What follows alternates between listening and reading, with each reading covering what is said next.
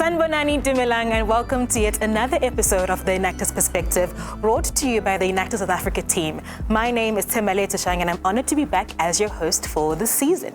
So in this episode, we're joined by Lerato Mohalajeng, who is the faculty advisor of the University of the Northwest. Lerato, thank you for joining us. Thank you for having me. It's an absolute pleasure. So let's start from the beginning, right? So you've been here for quite some time, right? You started all the way in SIFE. So take us through that. Why did you join? What made you say, I want to be a part of that? Yeah, I think it would definitely have to be my then faculty advisor of SIFE. He was also my entrepreneurship lecturer. And so in the class, he informed me of the opportunity to be able to engage in entrepreneurship beyond just the classroom. And so that's how I got into it. I think what made me really join was the fact that it had a community focus at that time. I think it still does now as well. But that was the one thing that interested me. You know, the marrying of entrepreneurship and community involvement together. And I was excited to try to see what that entails and experience that. So that's why I started in the beginning, those many odd years ago. My students call me the fossil of Enactus, so you can imagine. Fossil is definitely a term we use in the Enactus culture. So as a fossil, you've had a very full circle moment because you were introduced by your faculty advisor, and you are now a faculty advisor yourself. So how has that transition been from seeing what they did in your time as a member to now maybe applying those things that you learned from there? Has it been an easy journey? Easy journey, not at all. But let me go back to the beginning when I became a faculty advisor. I think, firstly, they said, hey, do you want to be a faculty advisor for Enactus? Immediately, I think, Enactus, what do you mean Enactus? You know, the last time I heard were SIFE, you know, and so I think the name change also came with, for me at least, a shift in the focus. You know, what I noticed that is different from when I was in SIFE as a student to now being the faculty advisor is definitely the focus on creating social enterprises, not just community development, if I can say that, you know. And I absolutely loved that idea because as a lecturer in entrepreneurship, it's the one thing that has been a focus, is how do we create entrepreneurs that contribute in society and are profitable? You know, how do we start businesses that make a significant contribution to people, planet, and profit? Yes, you know? the triple P. And I think how it's so interlinked with the Sustainable Development Goals is really excellent for me because that's what's important, making a significant contribution to the planet, to its people, while sustaining your livelihood, and love it. 100%. Speaking of sustainable impact, you yourself as an individual have created that for your team. You were awarded Faculty Advisor of the Year. Oh yeah! Right? So when you heard that I'm the chosen one, how did that feel? Oh my soul! So that's interesting because every time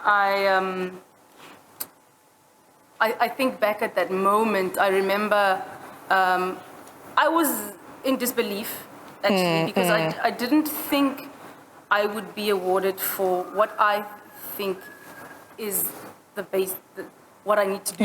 You know, like my doing role. a job. I'm doing the role. And also at that time. Being relatively new as a faculty advisor, there were so many other faculty advisors who I took inspiration from, who I believed could easily take that award. You know? So when I received it, I was quite surprised because of how the other faculty advisors for me were far beyond worthy of the award, but I'm grateful for my students who voted for me or who nominated me, and for Enactus as a whole for seeing me worthy of the award. I think what I can say is that it was Fulfilling. Yes, Thank you. Yeah. I got you. You see, we're on the same. There's levels to these words, apparently. Yeah. It was fulfilling to know that your work is recognized. Yeah. But yeah. That is awesome. So has there been like a bit more pressure, maybe? Like you must keep the standard of award-winning faculty advisor? Oh, no, not at all. Not at all. You know, like, I say this to my students a lot, that we need to move from the space of competitive advantage to collaborative advantage. 100%. You know? And so it's not how can I retain the title, but more how can other people experience Enactus through winning that title. You know? Because it opens whatever doors it does for them. You know, and so it's not, hey, let's compete. It's how do we collaborate? How do we work together? How do we, as a collective of people in the entrepreneurship education space, grow Enactus as a whole? How do we grow our students as a whole? How do we continue to develop students that are entrepreneurial? How do we continue? So it's not.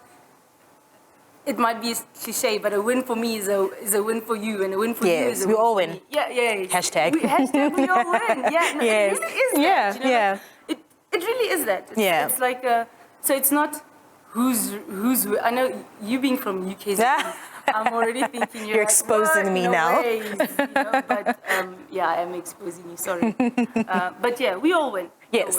100%. You speak of collaboration, right? So as a faculty advisor with your students, the collaborative effort that it takes to get to a point where you are a sustainable team that actually creates positive impact takes a lot of time, right? It's difficult, So there must be passion there, hence the years you've been around also. What pushes you to still be here? Like, you could have chosen to not be around anymore. A lot of alumni don't stick around, but you're still here. Why? Man, I think beyond passion, it's purpose. You know, I think I get to really live out what I think I'm purposed to do. That's the word. The English fails us here. Hey, the bundles, they deplete, eh? It's okay. South Africa, 11 languages, it's all good. So I think I haven't left because somehow it resonates to what I believe I'm called for. Love that. And so I find myself, that's why I say that the accolades and the things that come with it are genuinely a surprise. Yes. You're so humble that you get to live out what your calling and your purpose. So I think you asked me, sorry, I'm deviating now. No, I asked you, like, why are you still here? Like, what is your reason? So your calling and your purpose. Apart from that, oh man, like, I'm a sucker for social entrepreneurship and also student and youth development. So being a lecturer and getting to not just teach entrepreneurship, but take what we do in class and show students across the board, not just in the Faculty of Economics and Management Sciences, but students from engineering, from pharmacy, from etc. Bringing them in one room and equipping them with those skills for me is why I'm still here. And I think I mean, you know the state of unemployment in the country. And it isn't that there aren't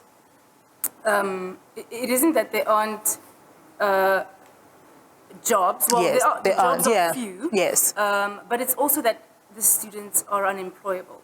You know, and so what the idea around Enactus is that it really allows students to build those soft skills beyond the classroom. And that's what I love about it. It's experiential learning. And so by the time you get out of varsity, it's like you're coming in with 3-4 years of experience already. You know?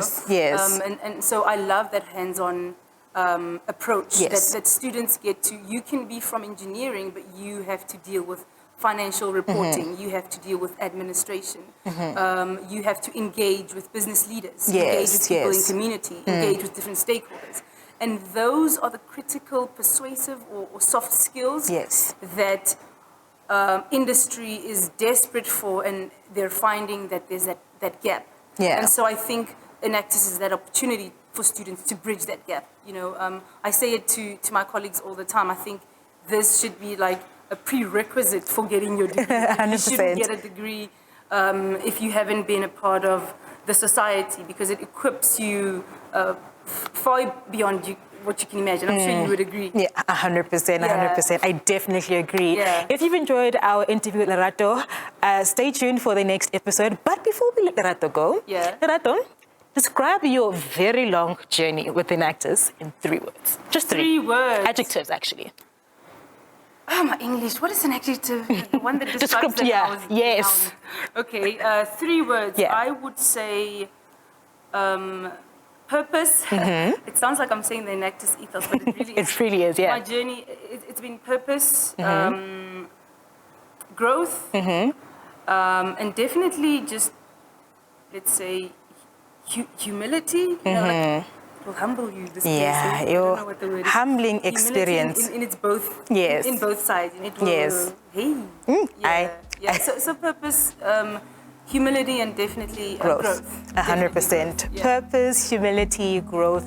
That is how Lerato describes her journey with Enactus. That's from SAIF all the way to Enactus. Lerato, it's been an absolute pleasure. Thank you. Thank you for having me. I appreciate it. Thank you.